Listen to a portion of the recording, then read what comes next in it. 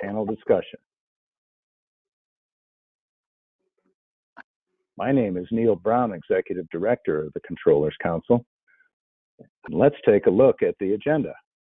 First, I'll introduce our panelists, then a word about our partner and sponsor, and we'll get right to the 2024 economic outlook.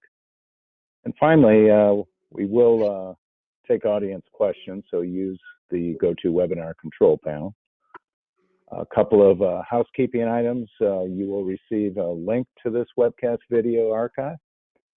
And again, use the control panel for questions. If we do not get to your questions, we can follow up post-webcast.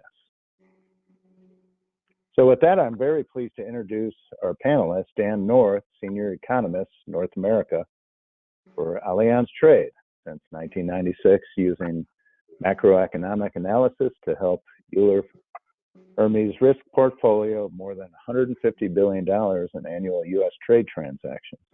He's appeared on CNBC, Fox Business News, and Bloomberg Radio and Television, and quoted by Businessweek, the Financial Times, NBC, the BBC, the New York Times, and the Wall Street Journal. Dan has been ranked fourth on Bloomberg's list of the top 65 economic forecasts. Dan, welcome. Neil, thank you very much for having me. Certainly appreciate the opportunity to speak to Controllers Council. I'm going to talk for about 35 minutes on the U.S. economy, and then, as you mentioned, we will go to question and answer. So, all right, Dan, if you don't mind, before we get started, let me just say a word about our sponsor and partner, Allianz Trade, global leader in trade credit insurance, and your partner for trade risk insights and cash flow protection. Allianz Trade can predict trade and credit risks and protect your cash flow. Backed by Allianz with more than 125 years of expertise, Allianz Trade Global Business Intelligence is unrivaled, using technology-driven processes to generate insights and present actionable information to businesses of all sizes and all sectors. So with that, Dan, I turn it over to you. Thanks very much, Neil. Certainly appreciate it, and appreciate the opportunity to speak to the Controllers Council. Thanks to everybody that's tuned in today. If we think about the economy, there are a lot of positives working for our economy at the moment. And let's start with the first one on the next page, which is, as we see across the top there, consumers. Consumers are 70% of the economy, and they have been spending, and they're still spending. And that's the chart there over on the left. The columns are the month-to-month growth rates in spending. And the black line is the year-over-year growth rate in spending at about 2.7%. And, you know, it's a little less than historical average, but it's okay. Consumers have been spending. And one of the reasons they have is because they have the fuel to do it, that is income. That's the chart there over on the right. Disposable income after taxes and after inflation. Again, the month-to-month changes are shown by the columns. And you can see there's some months recently that have been flat or even negative. But the year-over-year rate, that black line is running at 4.3%. And that's pretty strong altogether. So, you know, having the consumer working for us, 70% of the economy, is pretty good. On the next page, we'll see what else is going on in the economy that's a positive for us. The labor market has been very resilient. That's the chart over on the left. Now, there's several things going on in this chart. The black line is the unemployment rate, and you can see historically it's quite low at 3.7%. It is rising a little bit, but it's quite low. And it's important to know what the unemployment rate represents. The way this is calculated is the government counts you as unemployed if you don't have a job, but you're looking for one. Now, if you don't have a job and you're not looking for one, you are said to be not participating, not counting in the unemployment rate. So the unemployment rate doesn't take into account all the 140 million people or so that are sitting at home not working, whether they're too old or whatever it might be. it's important to know what it means. It doesn't take into account the whole group of part of the population that's not working. The other part are those blue columns.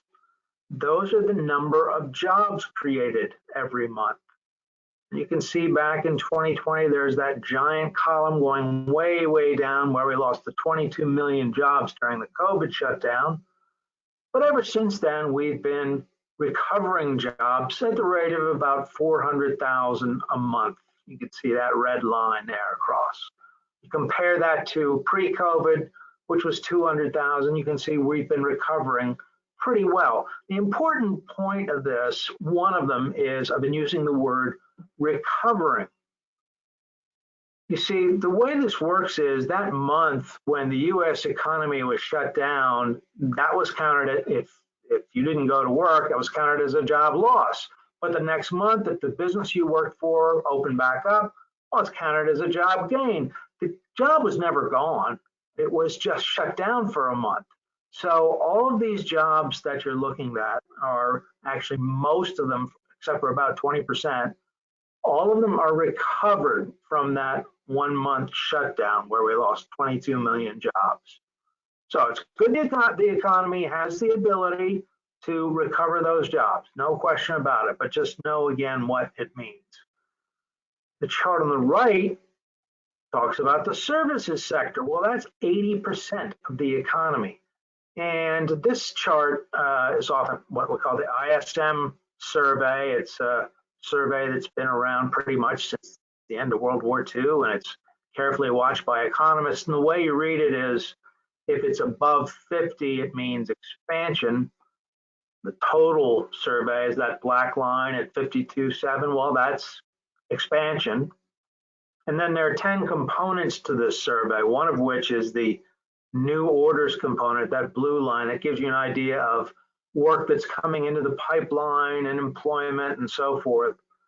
And that's well into expansionary territory at 55.5. Okay, so we've got consumers spending money, we've got a labor market that's been pretty strong, and we have the services sector, 80% of the economy working for us in expansion. So those are some really positive things. But there are some problems as well. We go to the next page, we'll see what I think the negatives coming up are. First is Washington and the budget, and then we'll go to inflation and the Fed's cure. So on the next page, let's start talking about the budget, because what's going to happen is, we've just gone through a couple of battles, and we're going to get another one on March 8th. And it's the wrong battle. I'll show you what I mean on the next page. That pie chart there on the left shows the budget outlays, percentage of the total. Now you can see Social Security there is 19%, healthcare, that's Medicare and Medicaid, 25%, income security, and then there are 3 other items there, all wrapped in that red circle. That's what's known as mandatory spending. It's on autopilot. It just keeps getting spent. They never debate about, what any of these programs should be. They're just plain on autopilot, and they're the third rail of politics. If you touch them, you're dead. People, if you're a politician, you say, well, we've got to reform Social Security, and voters' response is, oh, no, you don't, because that's my money, and I'm getting it back. So you can't touch them politically. You can see that's 2/3 of the budget. And then you add in interest payments. Well, we're up to almost 3/4 of the budget is what I would call required spending. Now, the chart on the right is the same pie chart, but there's that sort of white transparent area there covering the Defense Department and discretionary. That represents the size of the deficit. Now, the red piece of pie, discretionary, is what you think of as the federal government. Everything you think of as the government is in there, such as Homeland Security, Department of Justice, health, education, commerce, infrastructure. All that stuff that you think of is actually just in that red piece of pie. Now, what the chart says is if you want to wipe out the deficit, that white area, you're going to have to wipe out most of the Defense Department and most of the rest of the federal government, and that's obviously never going to happen. And you can't reform those mandatory programs. Now, this is a snapshot in time. This is a snapshot in time. My point here is they're arguing and have been arguing, debating about, if you're going to have a government shutdown or not, they're debating about those two pieces of pie, the red and the green one, the discretionary and the defense discretionary. Who cares? They're just whittling away at the wrong thing. Mandatory spending is what you have to reform if you really want to bring budget under control. Now, what we're looking at here is a snapshot in time. If we go to the next page, we'll see how this spending increases over time. That's the chart on the left. You don't have to look at the different colors, but you can see the top of the columns just plain going up. That big jump there in about the middle of the chart, that's when COVID came along. And spending is not going to start, is not going to come back down. So as a result of mandatory spending that can't be brought under control, we are going to keep increasing our debt load. And the way to look at the debt load is something like this. I don't know, I can't remember the amount of debt we have. It's something in the 30 trillions. Well, I can't really figure out how much 30 trillion is, but if you can compare it to the size of the economy, then you get a measure that's similar to the size of your mortgage compared to your income. That's the chart in the middle, the debt to GDP ratio. Over on the left part of that chart is the previous record at World War II. The debt to GDP ratio was 100% to fund the war. And then in what I would kind of call the modern era of the 60s up to the Great Recession, the average was something like 35%. And then we hit the Great Recession and government spending really started to kick in.